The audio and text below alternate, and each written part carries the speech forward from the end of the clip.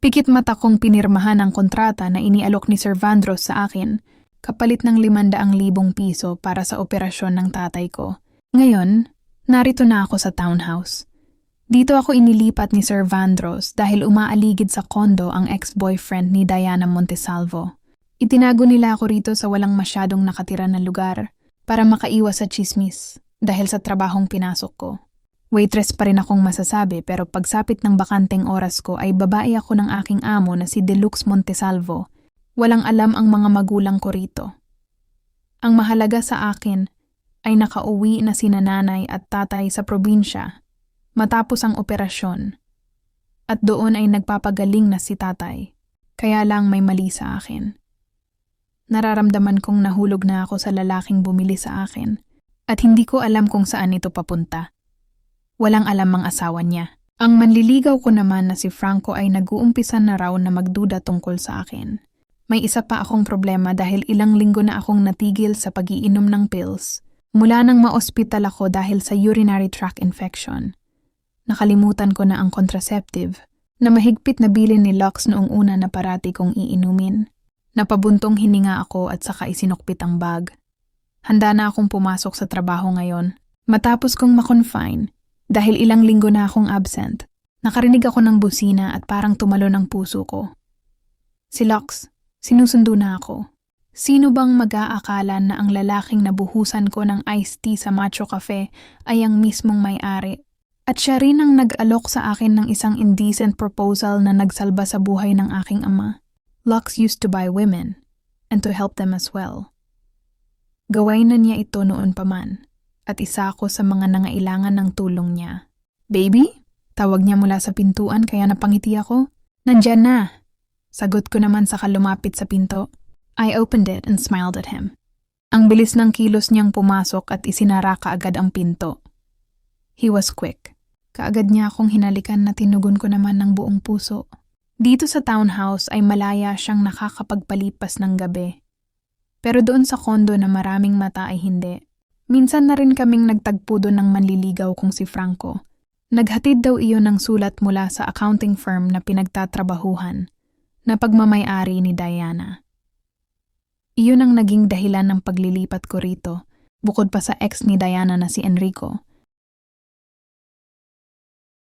Halika na, malilate ako sa shift ko, sabi ko sa kanya dahil parang ayaw na naman niyang paawat. Naalala ko pa na sinira ko ang kasunduan dahil na-curious ako na sobra sa kung sinong bumili sa akin. Naamoy ko kasi ang pabango niya ng gabing pumunta siya sa akin. Kahit na may piring ako ay nagpanggap akong tulog. Ang inaakala ko na mataba at pangit na lalaki ay kabaliktaran pala ng lahat. I discovered that I was my boss mistress. How come? His wife was an intelligent woman, rich and a certified public accountant. Nalaman ko na lang din kinalaunan na may problema sila. Na si Diana ay mas malamig pa sa glacier kung ituring si Lux. At nalaman ko rin na bumubuntot si Diana kay Enrico. Mahal pa rin ni Diana si Enrico. Ayokong tuluyan na makasira pero hindi ko kayang ilihim sa kanya kaya sinabi ko rin, hindi para makasira pero para balaan siya sa dahilan kung bakit ang lamig sa kanya ng asawa niya. Naaawa ako sa kanya kasi nakita ko kung paano niya itrato na Reyna ang asawa niya. Habang siya ay kaaway ang tingin nun sa kanya. Dahil doon ay inaasikaso ko na lang siya ng maayos sa tuwing magkasama kami. Para maramdaman naman niya ang tamang pagtrato sa kanya ng isang babae. I am the boss, okay? Natatawa niyang sagot. Kahit pa 1 taon kang hindi pumasok, kapag sinabi kong hindi ka may terminate, hindi ka may terminate. Napangiti ako, lika na. Baka makahalata pa ang mga tao doon na nasobrahan na ako sa bakasyon. Tumango siya at parang walang sigla. Something's wrong. Kahit na nakangiti si Lux ay kita ko sa mga mata niya na para siyang pagod. Pagod? Kauumpisa pa lang ng araw. Lumabas kami at ipinagbukas niya ako ng pinto ng sasakyan. Ito ang pinakagusto ko sa kanya. Napakabait niya at napaka-gentleman. He never made me feel that I was just his mistress. Sa loob ng sasakyan ay hindi na ako nakapagpigil pa na huwag magtanong. May problema ba, Lux? Malambing na tanong ko sa kanya. Hindi ko na napigil na itanong pa sa kanya. I'm worried. Sumulyap siya sa akin at si Diana. Nag-away na naman kayo. Inaway ka na naman ba niya? Hindi ka pa talaga immune? Biro ko sa kanya saka ako tumawa ng mahina. Hindi ko alam kung paano ko nalalabanan ang selos ko sa tuwing naroon siya sa ospital at binabantayan ng misis niya. I was imagining things. Natatakot akong magkaayos sila. At the same time, ayoko rin na mawala si Lux. Pero wala naman akong karapatan sa kanya. Lalo pa ngayon na magiging 3 na sila. Huwag ka nang magtaka, sabi ko. Ang asawa mo ay in love pa rin kay Sir Enrico, hindi ba? Sabi ko sa kanya. At nang sulyapan ko siya ay wala na nga akong nakitang pagkagulat pa. Parang ako pa nga ang mas nagulat na para lang siyang estatwa na walang emosyon. I was thinking about that long ago. He looked at me. Pero mukhang nagbabalik loob na si Ma'am Diana sa'yo. Pilit kong itinago ang pait sa boses ko. Hindi na naman siya sumagot. Parang may mas mabigat pa na dahilan kaya siya matamlay. Bigla na lang niya itinigil ang sasakyan sa may gilid ng kalsada kaya ako ang natilihan. Bigla niya akong niyakap at gulat na gulat ako sa ginawa niya. I hugged him back, giggling a bit. Bakit? I am about to leave, going to Cebu because of my sister. She wanted me to talk to her parents about her pregnancy. Takot siya sa daddy niya. Oh, anong problema dun? Cebu lang naman parang Amerika na sa'yo. Baby. Since Diana is pregnant, she really wanted us to be together, for me to stay beside her all the time. Sa mga sandaling iyon, pakiramdam ko ay tumigil ang puso ko sa pagtibok. Parang bomba ang salita niya na umulit-ulit sa pandinig ko, nakabibingi. Buntis si Diana at ngayon ay gustong makipagbalikan dito. Hindi ba at iyon ang inaasam ni Lux noon pa mula sa babae? Pinigil ko ang sarili ko na maluha. Kahit na ang init ng mga mata ko bigla. Anong dapat ikalungkot doon? Pilit akong tumawa sa kanya. Ang layo na nang narating namin. 1 buwan ay halos parang taon na pala kami na magkasama. Pilit ko siyang itinikal at tiningnan. Tapos na ang kontrata kung ganon, sabi ko. No! Magap na sagot niya at niyakap akong muli. Ayoko. You have to stay with me. Just stay. Babalik ako pagkagaling Cebu. Sasama siya sa akin. Pinayagan siya ng doktor at wala akong magawa. Tumango akong pilit. Ang sakit tanggapin. Please, babalik ako, baby. Hayaan mo akong gawin ang dapat. Kailan lang ay nagkaroon ng party sa kanila at doon ko sinabi sa kanya na mahal ko siya. Hindi siya sumagot at inasahan ko na iyon. Bago matapos ang gabi na iyon, ay may pinasabog na balita si Diana. Na iyon daw ay buntis ng 2 buwan na. Parang gumuho ang mundo ko at binalak ko ng tapusin ang lahat sa amin ni Lux. Pero hindi siya pumayag. Sabi niya, ay huwag ko siyang iwan dahil nalilito siya. Sabi niya, sasamahan niya lang si Diana alang-alang sa bata. He was so guilty. Siya ang dahilan kung bakit muntik na makuna ng asawa niya ng gabing iyon na nagtalo sila. Sa awa ko sa kanya ay nanatili ako kahit ang sakit-sakit sa loob ko. Ngayon ay nakikiusap na naman siya habang hawak ang mga kamay ko, and I found myself nodding again. Ang bigat ng nararamdaman ko sa sandaling ito ng pag-alis ko. I spent the night with Hart, and now I was staring at her face. Mamaya ang flight namin papuntang Cebu, at hindi ko gusto na kasama si Diana. I feel suffocated when she's around me. Hindi ko na iyon mahal, at kahit na ang bata na dinadala niya ay pinagdududahan ko kung akin ba o hindi. I thought she didn't want to bear a child. Iyon ang sabi niya noon, pero totoo at aminado ako na may nangyayari sa amin bago ko nakilala si Hart. Mula lang nang maramdaman kong mahalaga na sa akin ang other woman ko, saka ako nawalan ng interes na sumiping kay Diana. Kabaliktaran ang babae na yon ni Hart. Hart treats me warmly like she was my wife rather than the woman I paid to give me comfort and ease my stressful life. Bigla siyang gumalaw kaya nagpanggap akong tulog. Hindi ko kayang makita ang mga mata niyang nagtatago ng kalungkutan. I know she's hurt but I am selfish. And I don't want her to go. Mag-iimbestiga lang ako tungkol sa pagbubuntis ni Diana at kung anong mapatunayan ko, saka ako gagawa ng aksyon. Hart has to wait for a while and endure. Kaunting tiis na lang at masasabi ko na rin sa kanya kung gaano siya kahalaga sa akin at maitama ang lahat ng ito. Naramdaman ko na hinawakan niya ako sa panga. And next to that was a soft kiss on my jaw. I could also feel her hand running down on my chest. Damn, I touched her too. Agad kong nahawakan ang kamay niya nang iyon ay makarating sa may tiyan ko. I opened my eyes and looked at her. Hindi na rin ako nakaimik nang umibabaw siya sa akin nang walang anumang salita. Nag-umpisang bumangon ang init sa buo kong sistema. This woman never fails to make me feel this way. Sa halip na magsawa ako sa kanya ay mas lalo akong nahuhumaling.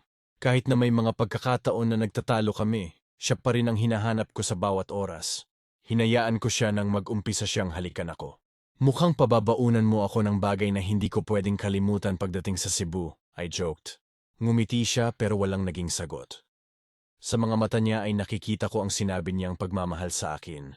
At kung may maganda man na naidulot ang habit ko na bumili ng babae, iyon ay ang pagdating ni Hart sa buhay ko. Siya ang naging pamilya ko bukod kay Mama Carmen, my one and only abuela. Napapikit ako nang gumalaw siya sa ibabaw ko at hindi ako tatanggi sa kanya kahit na kailan. Mabigat ang mga paa ko nang bumaba kami sa hagdan. It's time for me to leave. Hapon ang flight namin ni Katie. Hindi ko pwedeng pabayaan ang kapatid ko. Ngayon lang siya lumapit sa akin sa buong buhay namin. We weren't even close. Not even seeing each other. Mula kasi sa pagkabata ko ay galit ako sa nanay namin. Iniwan niya kami ni Dad para sa ama ni Katie. Kaya hindi ko inasahan na susulpot dito ang kapatid ko dahil buntis siya sa edad na 16. At takot siya sa daddy niya. Nakausap na namin si Caleb, ang basketballistang ama ng ipinagbubuntis ni Katie. Masyado kasing istrikto ang ama ng kapatid ko kaya walang may gustong tao, liban sa mga nasasakupan nun. He was a politician and by miracle, he won.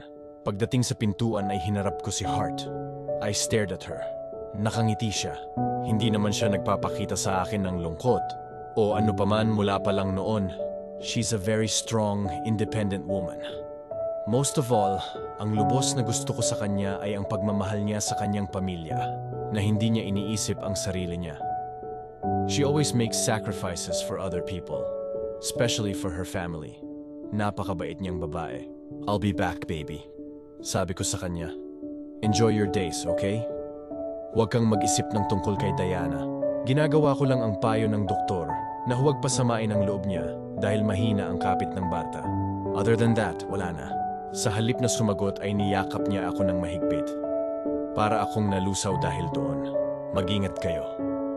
Ayusin mo na rin ang relasyon mo sa mommy mo, Lux. Siya na lang ang natitira mong magulang bukod kay Senyora Carmen. Hanapin mo na ang pagpapatawad mo sa kanya at maging masaya na kayo. Kung si Katie ay nagagawa mong protektahan na kapatid mo lang at hindi kayo close, paano pa ang sarili mong mommy? Basta, huwag mo siyang awayin. Natawa ako sa sinabi niya. Alam niyang masungit din ako sa mommy ko talaga. Taon na hindi ko iyon kinausap. At kahit na sinundo na noon si Katie dito sa Manila, ay hindi pa rin ako nakipag-ayos. I will try my best, baby, sagot ko sa kanya. I held her chin and kissed her passionately. She responded right away with the same intensity, but I had to stop. Baka hindi ko na naman mapigil ito ay hindi ako makaalis. Pagdating kay Hart, kilala ko ang sarili kong katawan. Bye, Lux. Kumain ka ng maayos doon. Aniya sa akin sa napakalambing na paraan. Bye, baby, I said and smiled, pinching her chin. Lumabas ako ng pinto pagkatapos namin magyakap ng matagal. At nakatanaw pa rin siya sa akin, hanggang sa tuluyan akong makasakay sa sasakyan. My heart is so heavy. Nakatingin ako sa kanya sa windshield ng sasakyan ko. Umatras na ako ay naroon pa rin siya hanggang sa tuluyan kong mailabas ang sasakyan. I smiled. Bumusina ako kaya naman kumaway siya. Parang ayaw kong umalis. Ayaw ko siyang iwan pero kailangan. Ilang araw lang ito. Hindi ako magtatagal doon. Pangako ko iyan sa kanya. At gagawin ko ang hiling niya na patawarin ko na si Mommy. Sana ay makapako na sa puso ko ang pagpapatawad. Parang tuko na hindi makabitaw si Diana sa akin. Wala akong magawa kung hindi magpanggap na ayos kami, na okay ako sa kanya at mahal ko pa siya. Hinalikan niya ako nang nasa airport na kami, kung saan narito ang private plane. I responded, though I didn't want to. Paraan ko ito para siya ay magtiwala at malaman ko ang lahat ng totoo at hindi sa mga sinasabi niya. Kapag hindi ko siya pinaniwala, hindi ko makukuha ang loob niya. I miss you, Diana, sambit ko at halos makita ko ang pag-irap ni Katie. Katie loves Hart. Mas gusto ng kapatid ko si Hart dahil mabait. Nagkakilala na ang dalawa sa isang ice cream parlor at naging close habang si Diana, nang una kong dalhin ang kapatid ko sa bahay, ay pinagbintangan pa na babae ko. Since then, Katie has hated my legal wife. I miss you too. I'm so glad we're finally back together. We're having a baby, sagot ni Diana sa akin kaya ngintian ko siya habang inaalalayan na makaakyat sa hagdan ng eroplano. Nakapagtataka ang bigla niyang pagkakaroon ng interes sa anak dahil noon ay sagabal sa trabaho niya ang anak. Dumating kami sa Cebu at pinapagpahinga ko kaagad siya, pero binabantayan niya ang bawat kilos ko. Ni hindi ako makahawak ng smartphone para tawagan si Hart. Kahit saan ako pumunta, ay nakahabol si Diana. I have this feeling that she's using her pregnancy to strangle me. Takot akong duguin siyang muli at mauwi lang sa miscarriage ang pagbubuntis niya. I can't risk our baby, whether it's mine or not. Kinumpronta ko na si Enrico tungkol dito pero mariin na itinanggi ng lalaki na wala na iyong relasyon kay Diana noon pa man. Wala raw nangyayari sa dalawa kahit na panay ang habol ng asawa ko sa lalaking yon at nagpapanggap na business ang lahat. Enrico said that he already cut the tie between the two of them. Ayaw na raw ni Enrico na maging consultant si Diana. Gusto ko nang matulog na siya para naman matawagan ko na si Hart. I miss my mistress and I don't care whether it's good or bad. Nakita ko ang mga pera sa ibabaw ng aking bedside table nang ako ay umakyat sa itaas. Naglinis lang ako sa labas at sa salas nang umalis siya. Para naman malibang ako. Papunta ako ngayon sa klinik ng doktor. Dahil masakit ang tagiliran ko at likod. Hindi ko alam pero parang inaatake na naman ako ng sakit kong UTI. Ilang araw na ang nakakaraan. Hindi ko na sinasabi kay Lux dahil baka makadagdag pa ako sa alalahanin niya. Pero ngayon ay sinabi ko na. Nagpaalam ako na pumunta ako sa klinika. Wala pa siyang reply. Ang mahalaga ay nagsabi ako sa kanya. Nasa 1 buwan na ang nakalipas matapos akong makonfine. Ang ikinatatakot ko ay baka bumalik ang sakit ko. Ayaw ko na ulit ma-ospital kaya magpapacheck up ako. Ngayon ko lang napansin ang mga pera na iniwan ni Lux sa akin. Sobra naman siguro ito sa panggastos dahil ilang araw lang naman siyang mawawala. Kahit nagalante siya sa lahat ng bagay, ayaw kong samantalahin iyon. Hindi naman kasi ako gastador. Mula sa pagkabata ay natuto na akong magtipid dahil sa hirap ng buhay namin. Itinago ko na lang iyon sa bag ko para ibabalik ko pag uwi niya. Naiinip ako dahil wala pa siyang text sa akin o tawag. Nag-aalala ako, pero kasama nga pala niya si Diana kaya wala akong magagawa. Kung hindi maghintay kung kailan siya makakakuha ng tiyempo para i-update ako. Naligo na lang ako para makapunta na ako sa klinika. Kung sarado na ay sa ospital na lang ako magpapa-outpatient. Lumabas ako ng bahay. Sukbit sa balikat ang aking bag. May napansin akong 2 lalaki na nakatayo sa may poste ng kuryente. Medyo napangiwi ako dahil sumakit na naman na husto ang balakang ko. Hindi ako makakakilos dito sa may pintuan at hinintay ko pa na humupa ang sakit bago ako kumilos. I locked the door. Humakbang ako para pumunta sa may kalsada. Mga 10 metro ang layo mula rito. Diretso lang ako at hindi pinansin ng mga lalaki na baka naghahanap ng bahay dito. Wala rito, halos nakatira bagaman at maganda ang lugar. Wow! Ganda! Bulalas ng lalaki sa may likuran ko. Tuloy lang ako sa paglalakad pero bigla akong napatigil nang may sumulpot na lalaki sa may malaking puno. Hi, sexy! Nakangisi na sambit ng lalaki. Lumingon ako. Naroon pa rin ang 2 na pangising-ngisi. 3 na ang mga lalaki. Ang isa ay nasa harap ko. Mag-isa ka yata. Gusto mo ng escort? Kumibot ang ilong ng lalaki sa harap ko at saka iyon sumingot bigla. Agad akong nakaramdam ng takot kaya pumihit ako at saka nagmamadali na naglakad. Ay, natakot. Mamaya paghubad na yan, hindi na yan takot. Sabi naman ng isang lalaking nasa may poste. Doon na ako tumakbo, pero ang bilis nila. Kaagad akong nahaklit ng isa sa mga iyon. Tulong! Tili ko habang umiiyak na pinaghampas iyon ng bag ko. Ang higpit ng hawak sa akin ng lalaki kaya hindi ako makawala. Bitiwan mo ako! Singhal ko rito pero pilit akong hinihila papalapit para mahalikan. Ayoko, saklolo! Malakas na sigaw ko. Nakakita ako ng paparating na kotse na pula. Nabuhayan ako ng loob lalo na nang makita ko na papalapit iyon sa direksyon namin. Agad na bumaba ang lalaki mula roon. Hoy! Mga tarantado! Sigaw ng lalaki mula sa kotse at nakita ko na si Franco iyon. Diyos ko, salamat. Agad na binitiwan ako ng mga lalaki at saka tumakbo ang mga iyon papalayo. Tumakbo ka na, Hart! Hahabulin ko ang mga hayop na yon! Malakas na utos sa akin ni Franco. Natatarantaman ako ay agad akong sumunod. Nanginginig ako habang umiiyak. Hindi ko halos makuha ang susi sa loob ng bag ko pero pilit kong kinukuha. Patingin-tingin pa rin ako sa likuran dahil baka may mga lalaki pang nakangisi. Mga ngisi iyon ng mga manyak na lalaki. Hindi ko kayang tingnan. Nakakatakot. Sa wakas ay nakapa ko ang susi. Ang problema naman ay hindi ko yun maipasok sa butas. Lumuluha ako nang hindi ko namamalayan. Nagsasabay-sabay ang sakit na nararamdaman ko. Ang braso ko, ang binti kong nanginginig, ang kalooban ko at ang balakang ko. Kahit na ang puson ko ay sumasakit na rin, muli akong lumingon at nakita ko na si Franco. Palingalinga pa yon sa paligid. Nakaramdam ako ng kapanatagan kahit na paano. Pumunta iyon sa kotse at may kinuha sa loob. Hindi ko na pinagtuunan ng pansin ang ginagawa niya.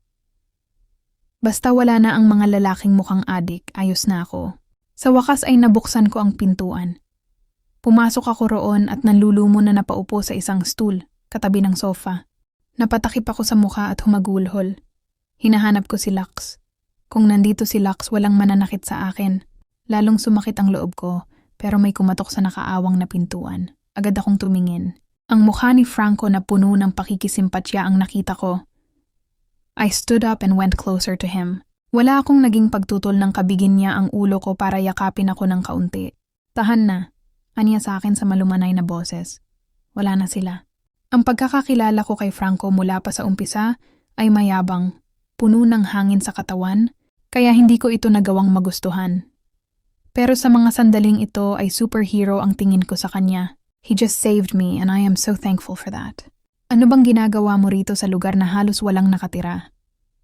Kahit anong ganda ng bahay mo na inuupahan, wala ka naman kasama, sabi niya. Hindi ako makaimik. Ramdam ko pa rin ang matinding takot, pero naisip ko na hindi ako dapat nakadikit sa kanya. Medyo tumikal ako at pinahid ang aking mukha. Salamat, Franco. Mabuti at dumating ka. Kung hindi, hindi ko alam ang nangyari.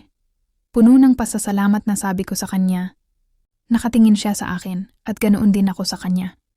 Nagpahid akong muli ng mga mata. Hindi pa rin matikal ang mga mata niya sa akin, hanggang sa biglang tumaas ang sulok ng labi niya. Agad na dumagundong ang puso ko. Ang kaba na nabuhay sa aking dibdib ay katulad ng naramdaman ko kanina sa mga sanggano. Ang ngisi ni Franco ay tulad sa mga lalaking iyon. Nakakatakot at mukhang hindi kaaya-aya, o baka imahinasyon ko lang iyon. Balisa ako at palakad-lakad lang sa may balkonahe. At long last, Diana was asleep. Ngayon ako nakakuha ng pagkakataon na siya ay tawagan, pero walang sumasagot. Her last text was, she was going to the clinic. Hanggang sa mga oras na ito ay walang bagong update mula sa kanya.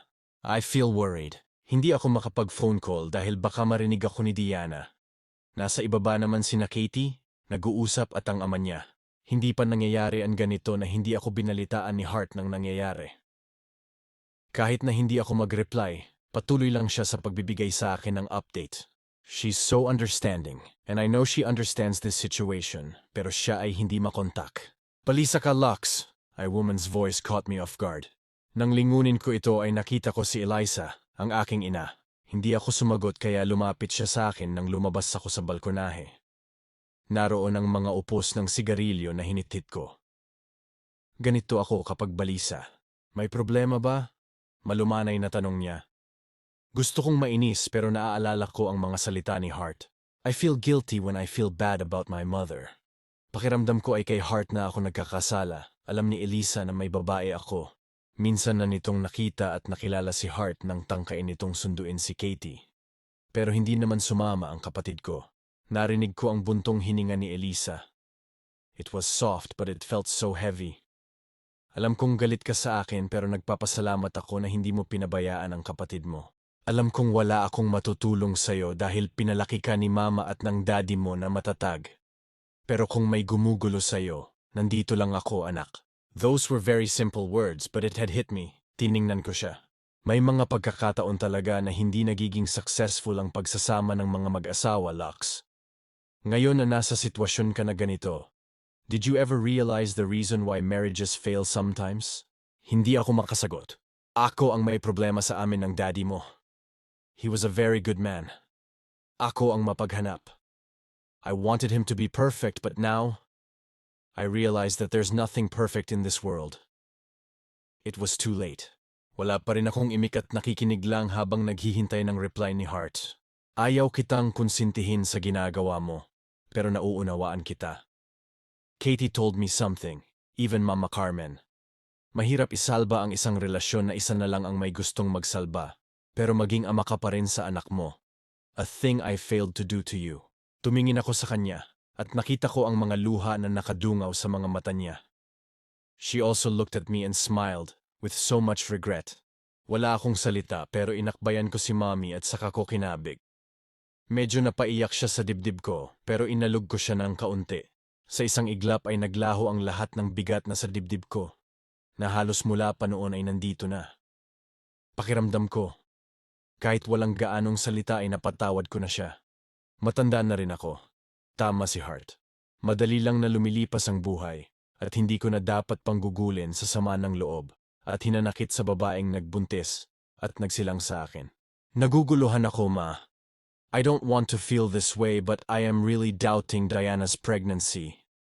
At kung buntis siya, pakiramdam ko ay hindi ako ang ama. I don't want to sound like I am a bad father. Hindi ito dahil kay Hart o ano, pero hindi ko mapaniwalaan ang asawa ko. Ang buong akala ko ay nagpipil siya kaya hindi siya nabubuntis. She didn't inform me that she even stopped taking it. Pero doktor naman ang nagsabi na buntis siya at muntik siyang makunan ng duguin, di ba? Hindi ko alam. Naguguluhan na sabi ko. Gusto kong makita ng dalawang mga mata ko na talagang buntis siya. Hindi yung galing sa bibig niya o kapirasong papel.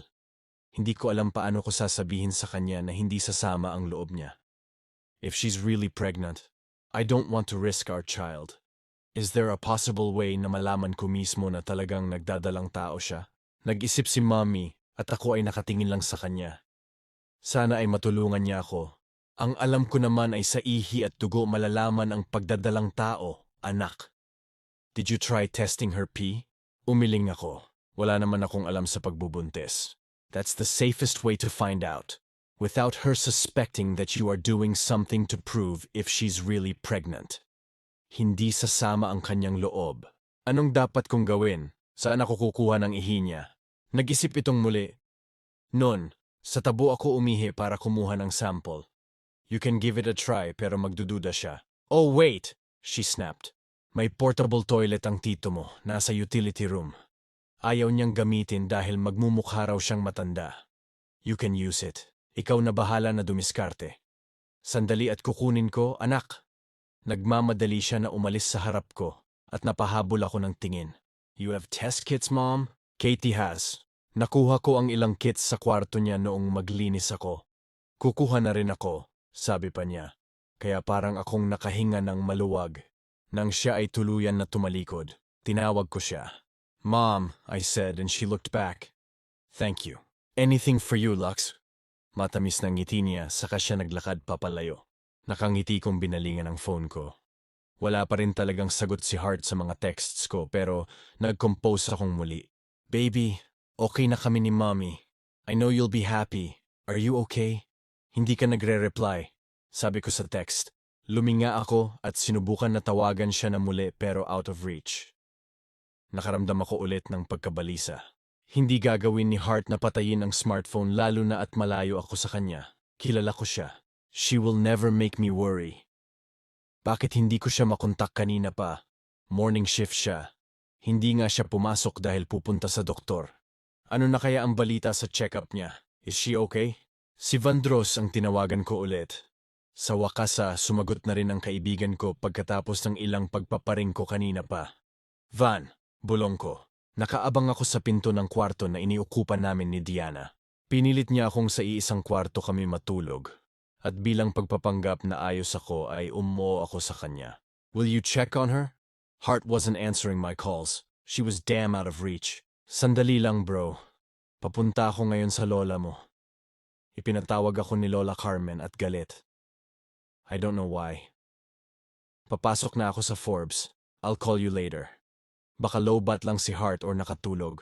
Don't freak out. Nagawa pa niyang tumawa pero nagtataka ako sa sinasabi niya na galit si Mama. Kanino? What does Mama need? I asked. Hindi ko alam. May mga litrato raw siyang natanggap na ikinasasama ng loob niya. Balitaan kita ulit. Bye. Nawala siya sa linya at ako ay naiwan na nakatanga sa screen ng smartphone. Litrato na natanggap mula kanino at tungkol kanino. Here, iniabot sa akin ni Katie ang test kit. Generic brand lang ito pero it works like magic too, kuya. Itago mo na mabuti anak, sabi naman ni Mommy. Nasa harap ako ng pinto ng kwarto ni Katie. Dala ang portable toilet bowl na bagong-bago pa nga at may plastic pa. How will I use this? Mahina kong tanong habang nakatingin sa maliit na kit. Inilagay ko iyon sa loob ng bulsa ng suot kong short. Kinakabahan ako, wala pa man lang. Just get the sample using the dropper. Patakan mo lang ang maliit na butas ng kit, 3 to 4 drops. Kapag hindi gumalaw, dagdagan mo ng isang drop or dalawa. Magre-read yan kaagad. 2 lines means positive, 1 is negative. Good luck, kuya. Biro pa ni Katie sa akin. I looked at my mother and she nodded at me. Tumalikod ako dala ang bowl. Pumasok ako sa loob ng kwarto. Nasa kama pa rin si Diana, natutulog. Tahimik akong naglakad papalapit. Pinagmamasdan siya. I put the bowl near the bed. Eksakto ay uminat siya kaya inihanda ko ang sarili ko. She opened her eyes and blinked. Agad naman akong ngumiti. Hi babe, sabi ko. How do you feel? Okay naman.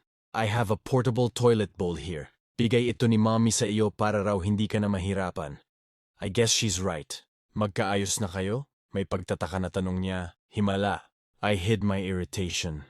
Ibang-iba talaga si Diana na magsalita kaysa kay Hart. Wala na rin naman mangyayari kung patuloy na sasama ang loob ko sa pag-iwan niya sa amin ni Dad. I am a father now. Mas naintindihan ko na ang lahat. I smiled and paused. Wanna try this bowl? Oh, later. Hindi ako naiihi, tanggi niya, pero nilapitan ko siya at nilambing. Masama raw sa buntis na maipunan ng ihi sa pantog, nagkaka-UTE. Baka makasama sa baby natin. Halika na. I'll help you. Alok ko sa kanya saka siya masuyo na inalalayan. Wala siyang nagawa kung hindi ang sumunod sa gusto ko. Planado ko na ito. Wala akong tiwala kay Diana. Mula nang malaman ko na sinundan niya si Enrico sa Valenzuela at nagsinungaling sa akin na galing siya roon, wala na akong tiwala sa kanya. To make her believe that I am really concerned, I was the one who pulled down her underwear. Naupo naman siya sa bowl. Hawak ko pa rin sa braso. Saka ko inabot ang tissue sa bedside table para ibigay sa kanya. Pagkatapos niya ay hindi ko siya hinayaan na ilagay ang tissue sa bowl at sumama sa ihi niya. Rest again. You have to take plenty of it, sabi ko sa kanya. Mataman siya sa akin na nakatingin parang may naglalaro sa isip na kung ano. I'll just clean the bowl, okay? Sabi ko na nakangiti. I even kissed her head before turning my back. Simple ang naging galaw ko. Ayaw ko kasi na makahalata siya na may gagawin ako sa loob ng banyo. Nang makapasok ako ay agad ko na inilock ang pinto at nagmamadali na inilabas ko ang test kit. Binuksan ko yon. Ginawa ko ang mga sinabi ni Katie. Lalaki akong masasabi na hindi alam ang salitang kaba. Pero sa mga oras na ito ay para akong nanginginig. I want to have a baby, a child, but I am not glad if it's with Diana. Iniisip ko na kaagad kung paano siya magiging mabuting ina. Napakasama ng ugali niya, na sa tuwing nagagalit ay binabato ako ng kung ano. Paano kung gawin niya iyon sa anak namin? Inilapag ko sa lavatory ang kit matapos na lagyan ng sample. Nakatukod ang mga kamay ko sa granite, nakatitig sa umaandar na likido. My heart is thumping. Wala pa akong nakikitang resulta at pakiramdam ko ay huminto na ang sandali. At pati na paghinga ko ay pigil ko na rin.